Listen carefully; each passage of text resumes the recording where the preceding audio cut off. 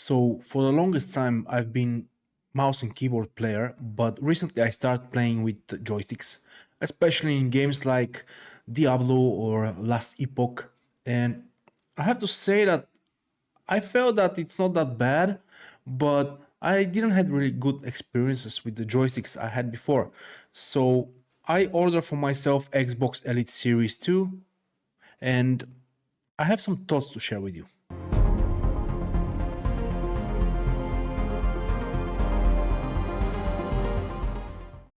So this is my previous joystick. This is GoolKit Gorilla 2, I think it was, if I remember correct. And it comes with HoloFX joysticks, which work amazing. The button feel when pressed, it's kind of okay. But the problem I have with this joystick is that it doesn't stay connected to the Bluetooth as often as it should be. When I play on my PC, for example, a game like Diablo, I like to play it on my TV and just chill on the couch like a real dad. And this controller is 2 meters away from my computer. But during gameplay sessions, it just disconnects. And the only way to fix that for me, it will be to buy a new dongle. And many of you say, yeah, man, well, just buy the dongle. It costs like $5, $10. Yes, I know. But if a joystick that costs $70, this costs $70. It's not able to connect for 2 meters distance with the Bluetooth on my computer. For me, that's not a good joystick. Yeah, sure, the sticks by itself are great, but it doesn't make it for me, to be honest. So this is now the joystick for my guests, and I have taken this bad boy here, and that's the Xbox Elite Series 2. I was getting this actually on a very nice discount. Original price is 180 euros, but now around the Christmas days, I actually managed to buy it for 125 euros for the complete set, and I am pleased to say that for the 1 month of play that I have now, I have never had a disconnect, which is great.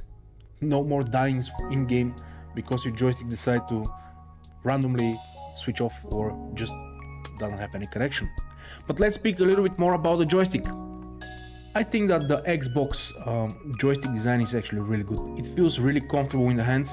It's quite heavy compared to the other joystick, but then you have motors in the front and the back, and I like the heaviness. It feels really good, and after a short time you don't really feel it that much. I also like how customizable the joystick is. The joystick will arrive with this hard case, and inside you're going to have a lot of items, so you can customize your gaming experience. This is actually a very nice touch, and also you will find inside a charging dock. So what you can do, you can actually plug a cable through the hole, and every time when you finish with your gaming session, you can put the joystick in, close it, and let it charge somewhere safe from your kids, for example. Inside you're going to find the spare thumbs, and also you're going to find this key, which is going to allow you to adjust the tightness from the sticks. I haven't done that because I haven't felt the need, but you have the option. The joystick will arrive with this D-pad also, but I feel that the original one actually works better for me, and everything is really easy to adjust and change. Everything is held by magnets, so you just have to pull it and put the one that you like. One of the favorite thumbsticks that I found in this package is this very high one. The reason for that is I can have a little bit easier and more precise aiming in FPS games. For example, let's say Remnant 2, where you have to aim a little bit more, and the higher size actually allows me to do that. But for me, the biggest feature of this joystick are the back buttons. The back buttons for me are a game changer, because when you play ARPGs, for example, I'm playing a lot of Last Epoch, and I am actually able to map these buttons on the back to correspond with the buttons used for my spells, and I can casually just use my back fingers while the joystick is resting in my hand. Of course, I'm going to have to use my RT trigger for the main spell, but everything else can be actually controlled by these back buttons. That's great thing for me, and I'm really happy about the way how it works. Another huge feature for me is that you can actually limit how far your triggers are going, which is amazing. I don't like the mushiness by the triggers, and I don't like the feeling when they go so deep down. So you can actually limit this with this button on the back. It has 3 settings, and of course, as a old FPS guy, I'm using the one that is the most limited with the less travel, which for me personally works amazing. The build quality from the joystick feels also pretty well done. The plastic feels premium. The grips are pretty nice. I haven't had any troubles with the grips. Even if your hands get sweaty, it will stay in your hand and it's not going to be slipping away.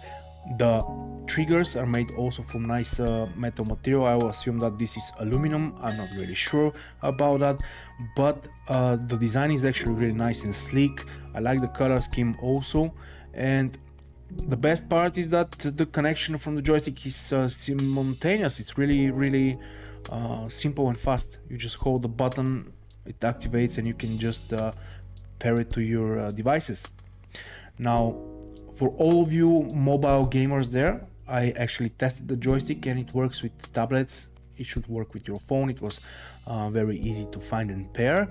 I haven't had any troubles with that. I also tested it with some games. For example, in Asphalt 9, the controller was directly recognized from the game, and I was able to play with the controller. So there we go for the mobile gamers. I'm not really that much into mobile gaming, but it's nice to know that if you want, you can use that there also. I have no problems also connecting it to my ROG Ally. Of course, this is Windows device with small display, but you know what, if you're somewhere on the road, maybe in a hotel or on trip or whatever, and you just don't want to have the Ally in your hands the constant way, you can always take your joystick with you and just game that way too. So my overall thoughts for the joystick for the moment is actually pretty positive. All of the buttons are working. I haven't had any troubles with presses on the buttons. The clickiness is there. I love the features that you can limit your triggers. That's perfect for me, and the most of it I'm so happy that I can actually control my spells, for example, with the back buttons. This is game changer for me personally. Maybe for you it's not going to be the same, but I do think that this joystick is worth the money, especially with all of the extras that the joystick provides. You can adjust it for your personal needs. You can always swap parts depending on the game you're playing, and I hope that this joystick is going to last for a long time. I haven't had any troubles with the battery life also. I have charged it only one time since I got it. It's true I don't play 10 hours a day also, but I can say that the battery life is pretty solid also. I will maybe make a new video 1 year later and we can speak about my new thoughts about the joystick then. And yeah, so with that being said, I think it's time to finish the video. Leave a comment down below. Let's have a nice conversation. Let me know what is your favorite joystick. Maybe you have the Ghoulie kit, maybe you have this one. Do you have any tips and tricks for me for this joystick? I will be very grateful if you can share them with me down there. If you like that video also, please subscribe. It's free and it helps me. And yeah, please leave a like if you like that video, of course. See you in the next one. Bye.